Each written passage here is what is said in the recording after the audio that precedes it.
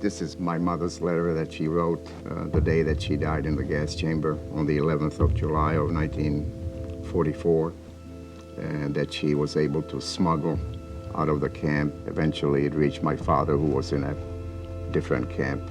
My mother decided to stay with my brother, who was born with a limp because she knew that he was going to be gassed.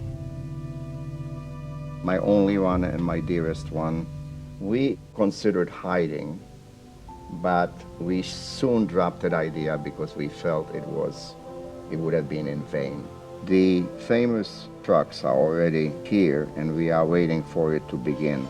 Take good care of my golden boy and don't spoil him too much with your love. Have a great life. We must board the trucks.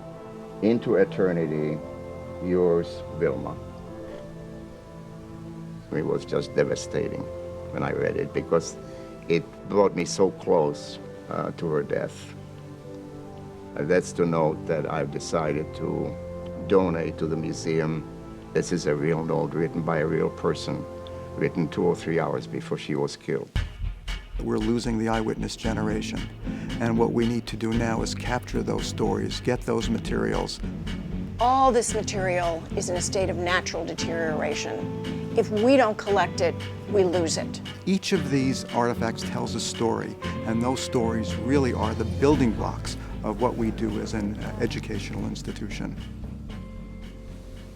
I am an archivist at the United States Holocaust Memorial Museum. Today we're going to talk about the Michael Kraus collections. Michael Kraus was a teenager during the war. He writes 3 diaries. So this is the second of 3 notebooks which served as my diary and deals with the stay in Mauthausen. And this illustration shows a prisoner that... Michael Kraus's diary is an exercise in history, in remembrance. In the future, it could be 100 years from now, 200 years from now, we can claim that something happened, but unless we can prove it, did it really happen? If you don't have evidence to support the memory changes over time, it withers slowly. And in the end, you've just got some sort of legend. You've got some vague ideas or stories of what happened or might have happened. It opens the door to denial. The Holocaust happened. The Holocaust produced a great deal of evidence. The Holocaust was a worldwide event, and we need to be able to tell that story from every angle, whether it's the victims, the perpetrators, the bystanders.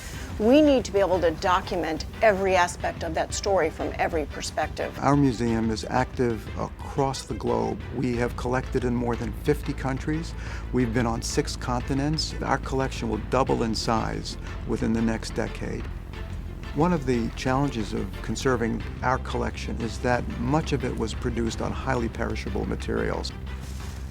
Our conservators really are extremely skilled. The work that they're doing preserves the history of the object, what it went through. The challenge for us is not only how to preserve it, but how to make it accessible. With such an assault on the truth of the Holocaust, our goal is to digitize everything, put it up on the internet so it's available to anyone, anywhere, anytime.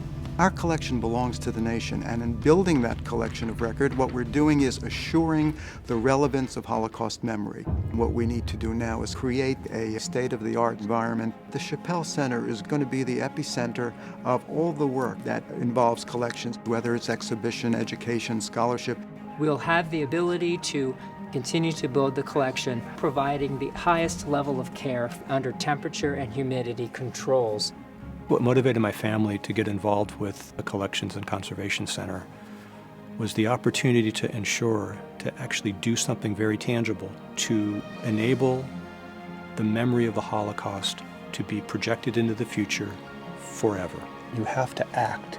You can't just remember. You have to do something. When the survivors and all the eyewitnesses are gone, this evidence, these collections will be the sole authentic witness to the Holocaust. This is the most important building our museum will ever build.